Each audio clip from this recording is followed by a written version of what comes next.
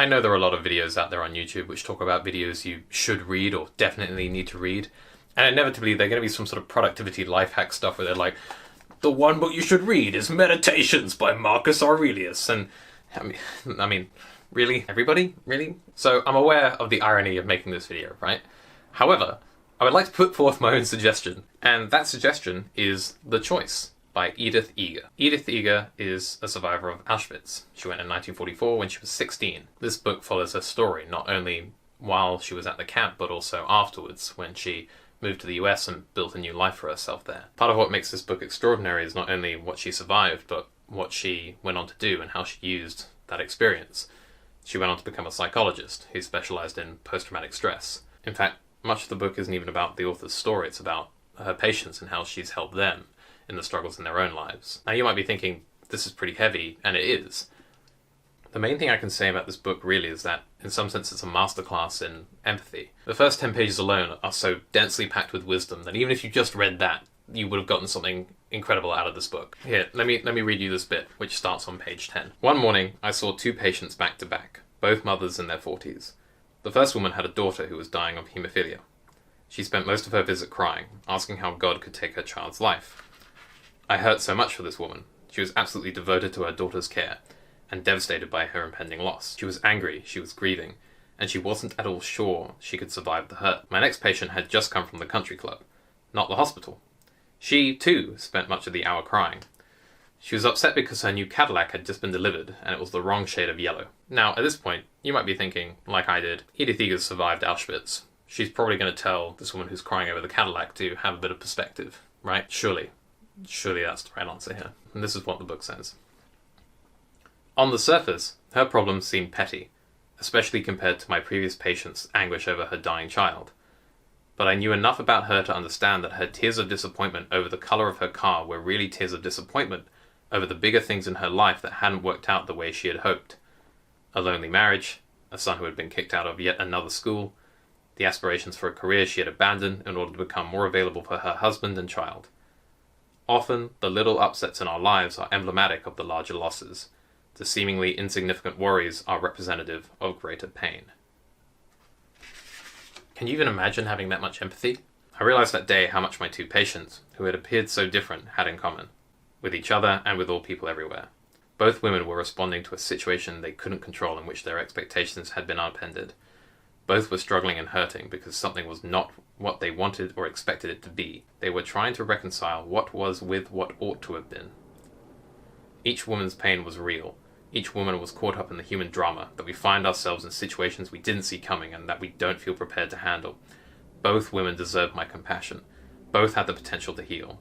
Both women, like all of us, had choices in attitude and action that could move them from victim to survivor, even if the circumstances they were dealing with didn't change.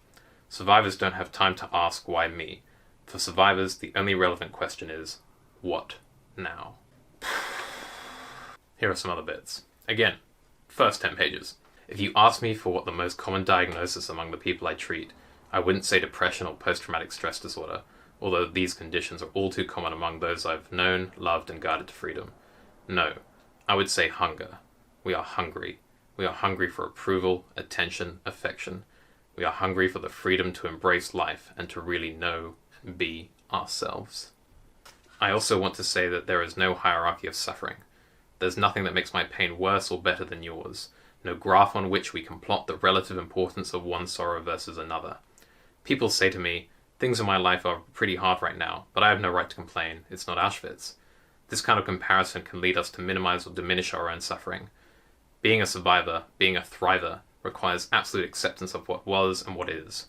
If we discount our pain or punish ourselves for feeling lost or isolated or scared about the challenges in our lives, however insignificant these challenges may seem to someone else, then we're still choosing to be victims. We're not seeing our choices. We're judging ourselves.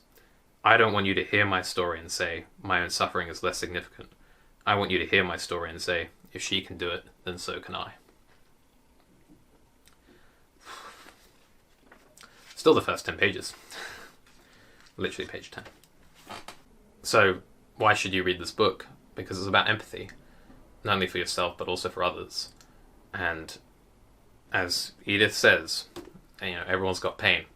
And it's about being free from that and dealing with it and facing it with courage.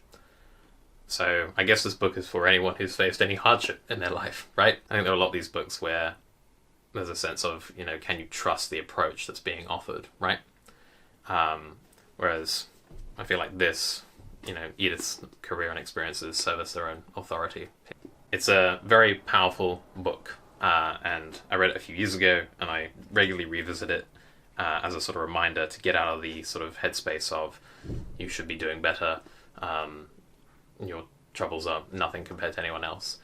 And it's really improved my life. It's made me happier. I think you should try it as well. Even for the first 10 pages, you'll get a lot out of it. A few other interesting things about this book.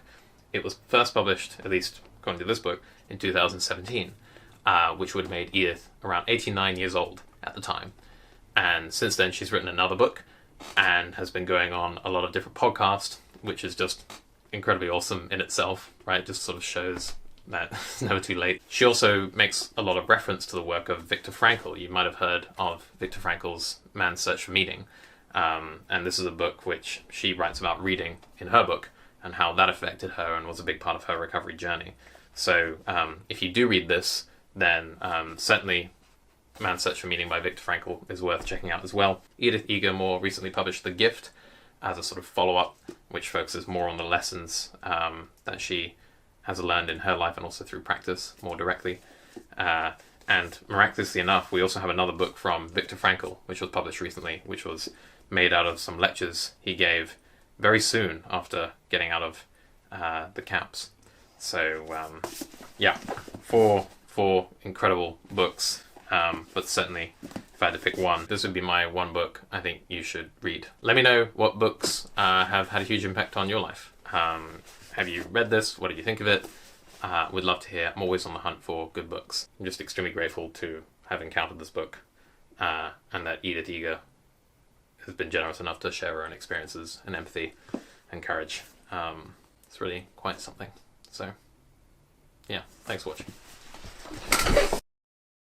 We cannot choose to have a life free of hurt, but we can choose to be free, to escape the past no matter what befalls us, and to embrace the possible. I invite you to make the choice to be free.